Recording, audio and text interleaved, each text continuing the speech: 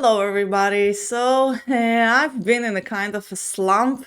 Hopefully, nobody noticed, but it's been I'm currently recording it 9 days since I uploaded my last video, and I initially promised myself to upload a video every 7 days and maybe more, and I wanted to record and upload more videos, and here I am in a complete slump overall in my life. Just not something very severe, just kind of loss of motivation. I took a little bit of time to rest also, and yeah, but I'm trying to get back to it again. Hopefully nobody noticed. But yeah, so it's been a while since I recorded the video. I shared a few times already that I really struggle with consistency all my life. I'm working on it, and part of me working on it is this YouTube channel where I really promised myself to try to do something, one thing for a year, which is absolutely revolutionary in my life. But I wanted to make it, and I hope this bump is just a one-time thing. I mean, I hope it depends on me, right? I'm gonna do my best for this bump to be just a one-time thing, and I really already shared that I really wanna maybe upload more than one video a week because I have so much to share. Yeah, but I kind of need to get in the groove again, which okay, I'm gonna get there. I'm working on it. So yeah, so in this video I want to share I haven't made any move in my portfolio, so I was just doing other things and mostly just resting, a lot of dopamine. But there are three movements in my portfolio that I want to make. Hopefully, it's Christmas, so it's not gonna be today, but hopefully nothing will change seriously in the prices of the stocks I'm going to talk about for me to be able to make those transactions when Christmas is over. Yeah, there are three movements I want to make in my portfolio. So there's one stock I'm selling, which I haven't talked about in this channel yet. So I'm going to just give a brief overview of it and explain why I'm selling it. There's one stock I'm buying, which I actually recorded already a video about it like months ago, and I wasn't able to buy it. Now I am going to buy it. I'm going to explain it when I get to it, but I'm going to insert here my review of the stock from a month ago. Nothing changed. Even the price didn't change, so it's still all relevant. And there is one stock that I'm increasing my position, which I have talked about in this channel. Let's get to it. So the one stock that I'm selling is a StoneCo. StoneCo is a Brazilian payment processing company, like a fintech, that its customers are mostly small, medium businesses, and it gives a suite of solutions that have to do with the payments for those small, medium businesses, which they call merchants. Different solutions from the ability to process and receive payments, to renting out the machine itself, to different kind of billing and payment management software. And also they have a history, on and off history, with giving credit to their merchants, which I will talk about in a minute. And also they have the prepayment service where they pay in advance to their merchants whatever is being swiped by them, thus removing the delay that the merchants will usually have in receiving the payment later on, and of course for a fee. So as I mentioned, StoneCo is a Brazilian company. It operates in a very fast-growing fintech sector market in Brazil, where it's kind of an emergent market, and it is highly competitive. So StoneCo is operating in a very highly competitive environment. It has big competitors like Mercado Libre and Pago Seguro.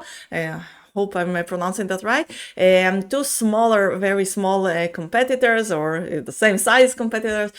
So competition is definitely one of the big challenges it is facing. So this is StoneCo. Maybe I'll shift to fast graphs and show a little bit the graph and a little bit the numbers of the company, and talk about why I bought it and why I'm selling it. So StoneCo is a pretty small company. It's a market cap of only 2.3 billion, but it's really cheap right now. now on revenues of almost 1 billion. It IPO'd not so long ago in 2018, and this will be probably my last company with such a short track record for me for the time being. And when it IPO'd, actually Berkshire Hathaway invested in it. It was then a very kind of promising, high growth company in a very evolving market in Brazil. Looked very promising, but since then it has disappointed a few times already. Major disappointments from Stonko. The first one was when it began a business of giving credit to its merchants, which failed miserably. They were giving essentially loans to their customers, which are small, medium businesses in Brazil, and the default rate was very high, and the business kind of failed. And this is where we see this slump in the share price and in the profits of the company, and then they completely halted this operation of giving credit, and now they're preparing themselves to try again in a different format, in a business different model. So essentially it was kind of a failure of one of the biggest aspects of the business model of the company, and this is where really we see that the valuation has completely changed after all this happening because of this disappointment in the business model itself. So this was kind of the big and the first disappointment, and since then it had two failed acquisitions. So the first one, they took a stake in Banco Inter with the intention of having integrations with it and some kind of an optimism around this stake, but then after a while they sold it for loss, and then Stonko made an acquisition of Links, which is a fintech technology software company, again with the high optimism on using its technology to advance its business model, and which didn't materialize, and again disappointed the company and the investors. And now Stonko is seeking to sell Links for, probably it's gonna be also a loss, so it paid around 1 billion for it, and now it hasn't sold it yet, and who knows if it's gonna even happen, but it seems like for now the bids are half of that, so it seems like it's gonna sell it also for a loss and recognize the loss, so it doesn't look good. In the meanwhile, in a few quarters ago, Berkshire Hathaway also sold out of its position in Stonko, so it also kind of took a loss on it and kind of gave up on it. I don't know, looking at it, for me, I invested in it maybe 6 months ago, and I did a very superficial research on it. Then my thesis when I invested in it was that it has very high internal growth in the company, and it is managing to increase its customer base. It is managing to appeal to larger customers also, which use more and more, it's still true today, use more and more of its products, so more customers use 3 and more products, for example. This number has really grown for the past few quarters.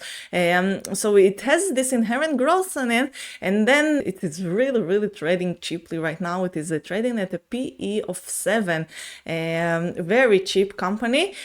So I thought that this price mostly reflects the disappointment of the past, of the failure of the credit business. And yes, there is a high risk of it failing again, so I took a really small, and of course the exposure to the Brazilian market, which is not very stable, and I took a very small position on it, but still it looked like a nice risk-reward profile, where I'm guessing after the failure of the credit business the first time, they're gonna do it much better the second time, and it should be more carefully, and I hope they will not expose themselves to a failure of the same magnitude again. And at the same time, there is this very high growth in the company, even without the credit.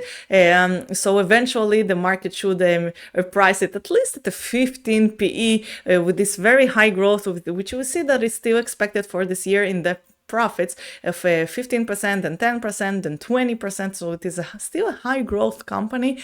which trading at a PE of 7. Although looking at revenue, revenues are supposed to be down this year, mostly they say due to the economy in Brazil, the state of the economy, which I will touch upon soon.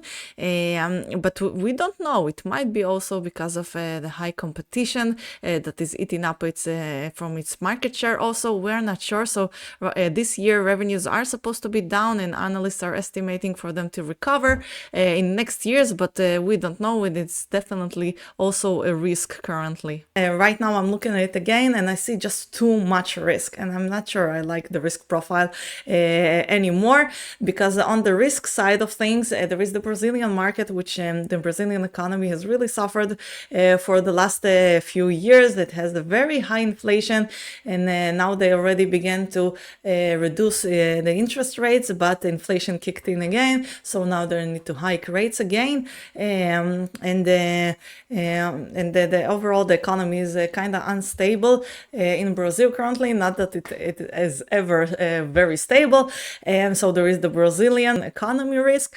Then there is the very high competition that StoneCo is operating in. So kind of I'm not sure how much of a moat does it have. Probably it does not have a moat. So kind of a little bit reminds me of SolarEdge, where yes, it has its own customer base and it has its own technology, and it is growing really quickly in a very fast growing market. But from one day to another, all the customers may flock just to another company that offers something a little bit better or something new, or one of the big companies. So it probably does not have a very special mode. So the competition, and also again and again the failure of the strategic decisions of the company with the credit, with the Banco Inter, and with links. So it's kind of they did have a change in management sense, but like Buffett said, a company with a strike of problems will probably continue to have these streaks of problems. So I don't know, just it might succeed, it might not. Very speculative currently, looks to me, more than I realized at first when I looked at it. So I'm not sure I'm like in the risk profile right now. I mean, it could continue on growing, and then the market will reprice it even with a P of 20, maybe 25, if it does grow 20%. And another thing that has bothered me, and maybe that's the thing that really broke me with StoneCo, which I really kind of missed, or just didn't arrive to it in my kind of more superficial research that I'm doing now with companies when I first researched it. But for this year, cash flows are supposed to be, this is operating cash flows, supposed to be really down for StoneCo. And now we see that if we look at the operating cash flow, maybe the company is not undervalued at all, right? So I try to understand why the cash flows are low this year, and why are analysts expecting it? Maybe analysts, maybe the company to be high and positive and high again something next year to recover. And I discovered a complete rabbit hole that I almost went into, where I found out just how complicated StoneCo's business is. It's not just a software fintech company. It operates almost like a bank. It actually has a bank certificate also. And it turns out it has a very complex, for me to understand, okay, maybe if someone understands it, kudos to them. For me, it's very complex to understand the mechanisms when it turns out that the prepayment that StoneCo, I'm just gonna give a hint of it. I cannot explain it well. I don't want to research it even more. But when StoneCo is given the prepayment option to their merchants, so it has this debt that is coming to it. So StoneCo is prepaying to the merchants whatever they processed with credit cards, right? And then StoneCo is supposed to get with delay the real processing from the credit cards, and of course it collects a fee on it. But then it kind of packages these receivables that it's supposed to get and sells them into those investment funds, FIDC, in something Brazilian. It's kind of a Brazilian financial tool, where there are two types of those funds. There is one that is de-recognized, which when it sells, it kind of completely sells out of it. It is not exposed to it anymore, so it can remove it from its balance sheet. And there are the recognized funds where it still stays on the balance sheet of StoneCo. And then while StoneCo is growing, what is happening that is giving more and more prepayments to the customer, so its payables are growing, and it has more of a delay between what it is paying and what is it supposed to get, and all this complication with those investment trusts also, which it kind of can play. So it really affects its cash flow and its balance sheet, and I don't know, for me it's very hard to understand how sustainable it is. Why should it change next year? I'm sure maybe analysts understand it more than me. I'm not sure. I hope they understand it more than me, and maybe they know why they expect this high cash flow next year. But as I understand it, as long as StoneCo keeps growing at the pace that it is growing, its cash flows are gonna stay low because of this gap in time between the payments that it is paying and the payment that it is receiving. And it's not that simple because of those investment trusts where it sells it and then sometimes it receives the cash immediately, and sometimes if it is not the recognized type, then it cannot really recognize already the proceedings from this selling to the investment fund, and it needs to account still from to possible of defaults and leave a reserve for that. So it's really complex. I don't want to deal with it.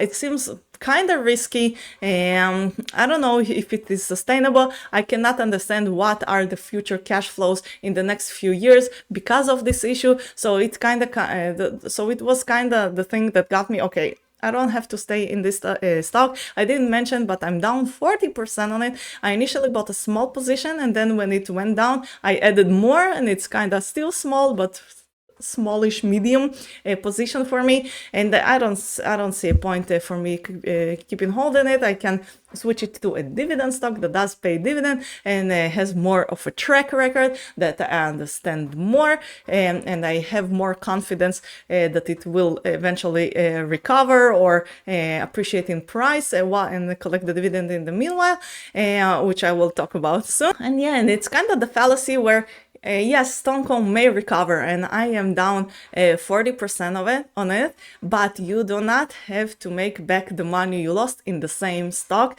and it's one of the investment mistakes that new investors make. For me, it was for a minute, okay, maybe I should wait for it to recover, but then again, I don't have to wait for this stock to recover. I can put this money in a stock I believe in more. And just to mention two more things, the first one is that StoneCo has just approved the buyback program, a huge one.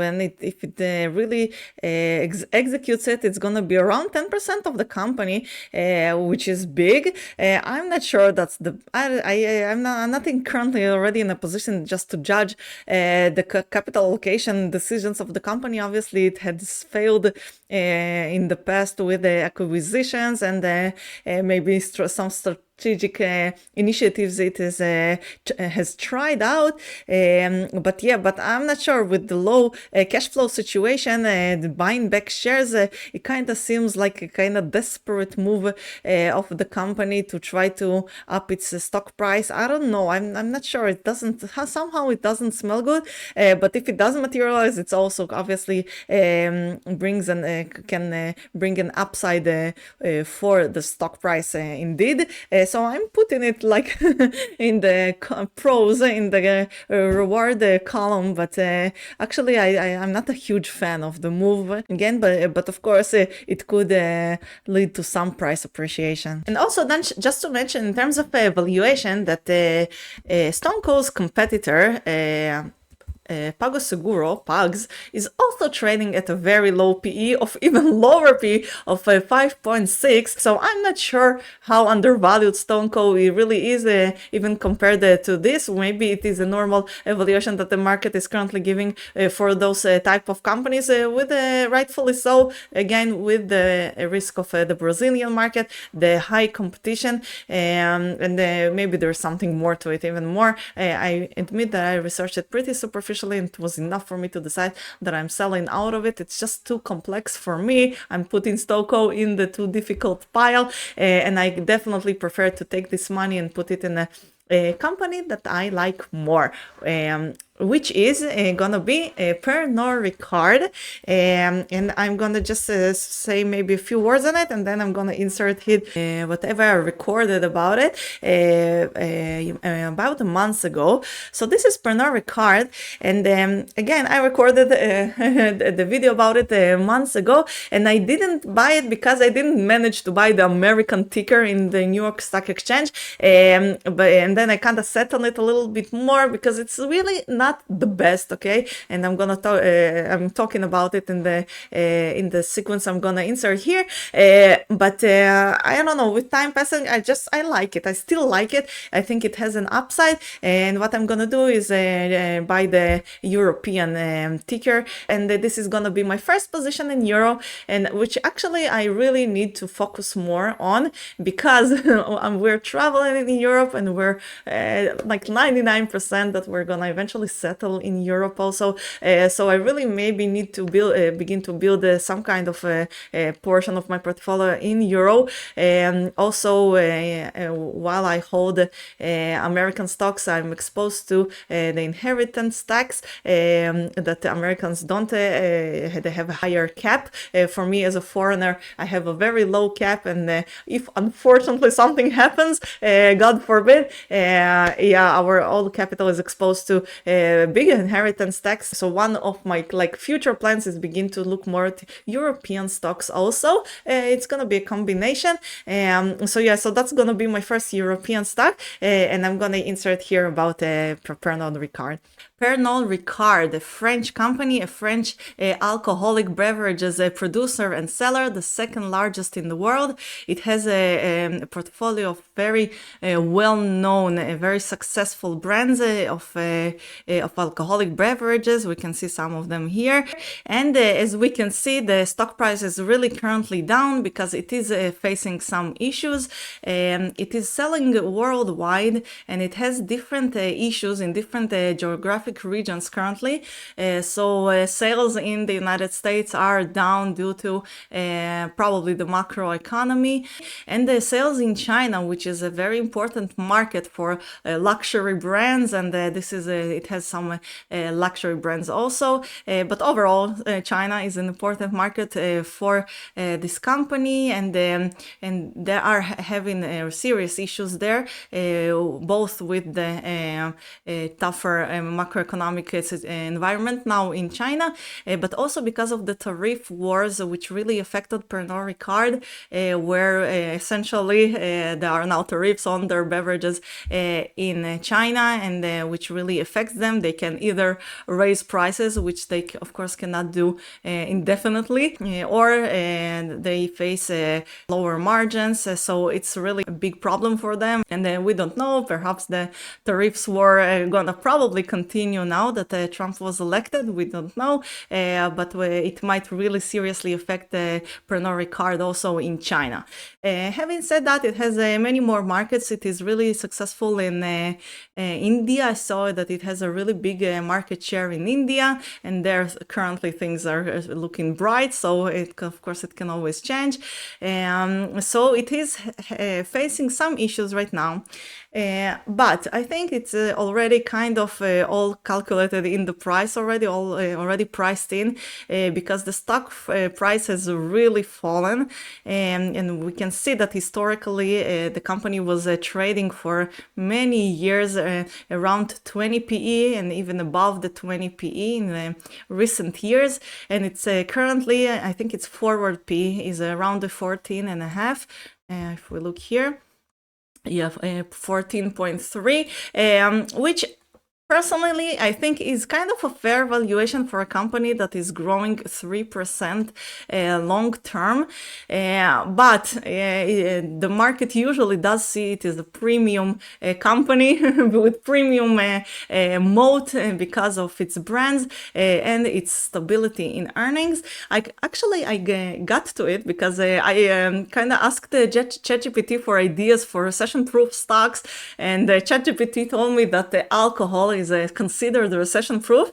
I don't know if I completely see it, because I do think their products are very discretionary, and yes, I guess the well-off that buy very expensive whiskeys will continue to buy them even in an economic downturn.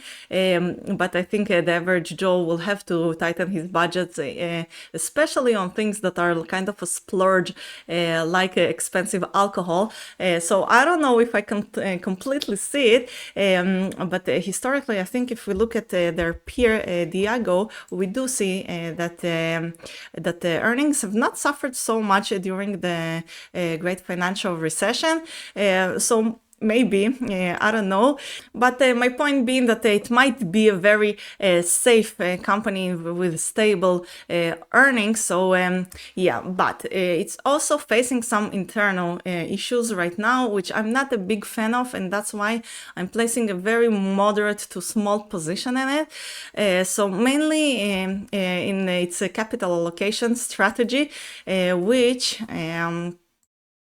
we see that in recent years it has really increased its debt while it was buying back shares and increasing the dividends.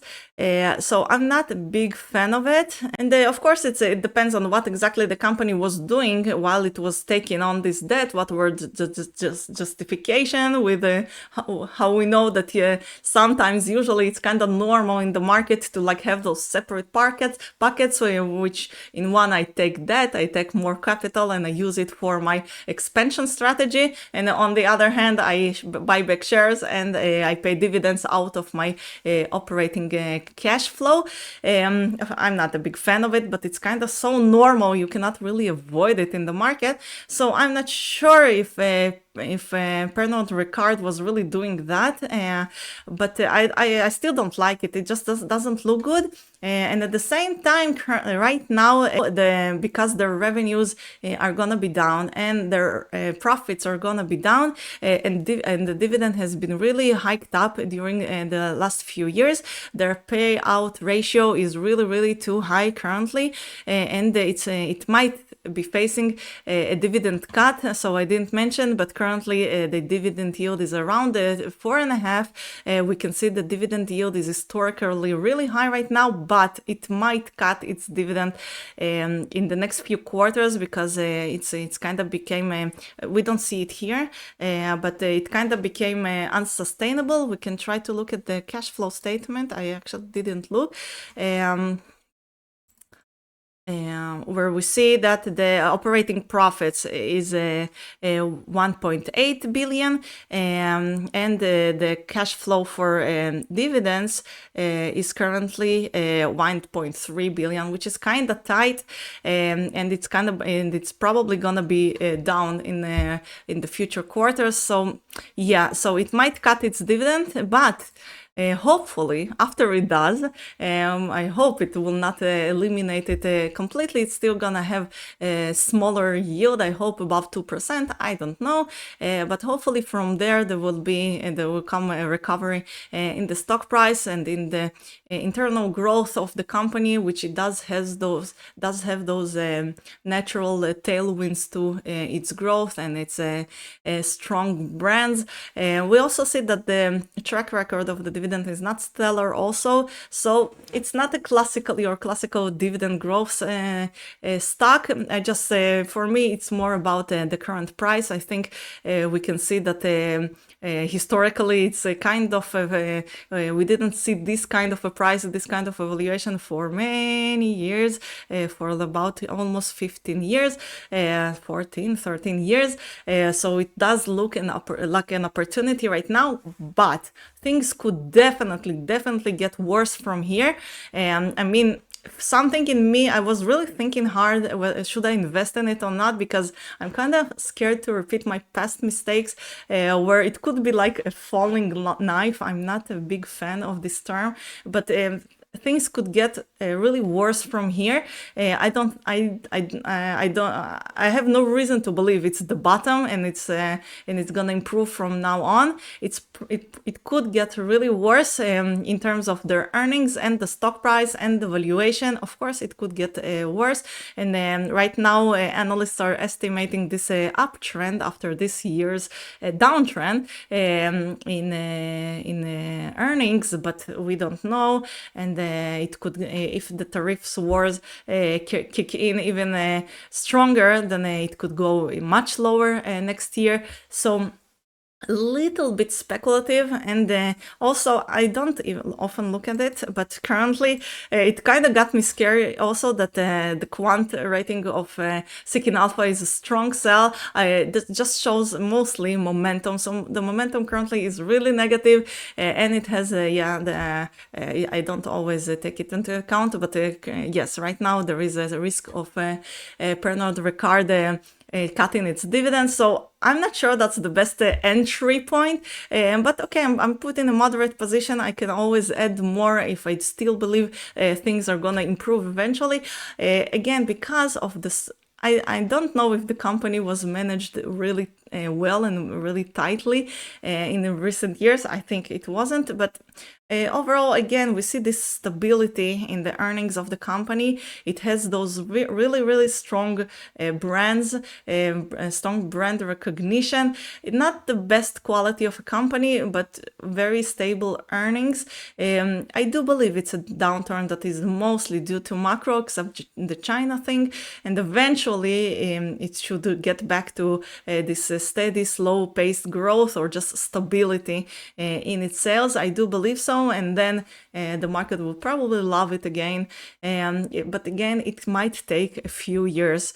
So we do, I don't know if it's gonna recover back to this 20 PE. If it does, it has 50% upside. I don't count on it, but maybe like a 20% upside, 30% upside. And in the meantime, I collect this dividend, 4.4% dividend, which might be cut, but for now it's there. So I don't know, not the best. But again, because of the very strong brand and the very strong kind of stability, where I do think things should improve eventually. I'm placing a moderate position on it. Okay, hope you enjoyed that. I don't know how to do it still, bear with me. But yeah, so I'm selling Stone Co. I'm buying a Pernod Ricard with the same capital. It's gonna be small, medium-ish position for me. It's around 1.5% of my portfolio. So that's Pernod Ricard. And the third movement I'm making in my portfolio today is increasing my position in J&J again. So whoever we have been following or not, never mind. But J&J is something more of a swing trading for me. So if Pernod Ricard I really see as more undervalued currently, do I think it's really, really undervalued and it's really, really trading cheaply with a 13.4% for a company that is growing at 3% long term? No, I think it's kind of fairly valued if I have to be honest. But do I think the market will eventually price it again at this 20 PE because of its premium? Maybe even not 20, but 17 PE or something like that? Yes. So I do think there is some value here to be had. While with J&J, it's kind of more of swing trading. And if it does not happen and if it does not materialize, it's still okay. I'm still holding a very good dividend growth even company for what I think is a nice price, a fair price, and a nice dividend, a very stable, very safe company with a low beta also that will protect me in the time of a recession. But if the swing does materialize, like it did so far, what I do with J&J is buy it it when it touches around this orange line. So last time I bought it somewhere here, and then when it got here, I didn't sell completely. I just reduced my position, because if we shortened the time horizon a little bit here, we see that it didn't really touch the blue line, the historic valuation of 17.2 that it had during the last 5 years. But if we go back to maximum, we see that it did touch the 16.5 historic valuation that it had during all this long, like about 15, 20, almost 20 years range. So I just reduced then my position because I thought it could get even higher, and I still wanted to enjoy that. But if it does trade back down like I knew it could, I will have the space to increase my position again. And I did take profits from here to here. I did take this 13% profit, which materialized. I don't remember how much, but it was something like $1,000. I don't remember, but it's still something. And if I do this a few times a year, it really boosts my return. So now it's back to the orange line, and of course it can always trade lower from here. But I think that we can see that historically, if things go continue as they are and business as usual, this is a good entry point for J&J. So I'm increasing again my position. Right now it's a smaller position in my portfolio, and I'm going to increase it to be one of the more bigger positions in my portfolio. In my next videos I will share my entire portfolio, which I'm kind of delaying in doing that because I'm afraid it's going to be a boring video, but I promise that I'm going to make it, and it's probably going to be more interesting for new subscribers more than my existing subscribers. But yeah, I'm going to do that. So I'm increasing my position in J&J again. And if it goes again to that blue line of 16.5, 17.5, like we see here, valuation, I will sell it completely maybe when it gets to this 18 valuation. Then I will 18 PE. I will sell it completely. If it gets to just again this like 16, I can reduce my position. If it goes sideways for now, we see that the earnings have been trading down for a few years now. So maybe it is rightfully trading a bit lower than historically, but we see that eventually analysts are expecting it to resume growth, so I can wait for it to happen, even if it does not happen necessarily next year, like they are always projecting growth to resume next year. But if it does not, and if J&J will continue to trade at a bit of a lower, 14.6 is a completely still fair value for J&J, I'm sure it is, but historically a little bit of a lower valuation, then I just keep on holding it and collect the dividend. If it goes even more down, and more, depends why it went down, of course, then I will research it and share my thoughts here on this channel. So yeah, so those are the 3 movements I'm making. As I got to the end of the video, I kind of feel I got more in the groove of talking again. I kind of feel like more pumped and more relaxed talking out of the camera. At the beginning it was harder after a big break. So yeah, maybe I should take this momentum and record another video already now. So yeah, so that's it. Again, selling StoneCo, buying a PR and a Pernod Ricard with this capital, and J&J I'm increasing, so I'm gonna sit on a little bit of less cash, and it's completely okay. It's gonna be around 14%, 15% cash, and I actually withdrew a little bit because we're retired, we're living off this portfolio, so I had to withdraw a little bit in the past 2 weeks. So it's so my cash position is gonna be probably around 13%, 14%, which is totally okay. Yeah, so that's it for today, and I'll see you in the next one. Bye bye.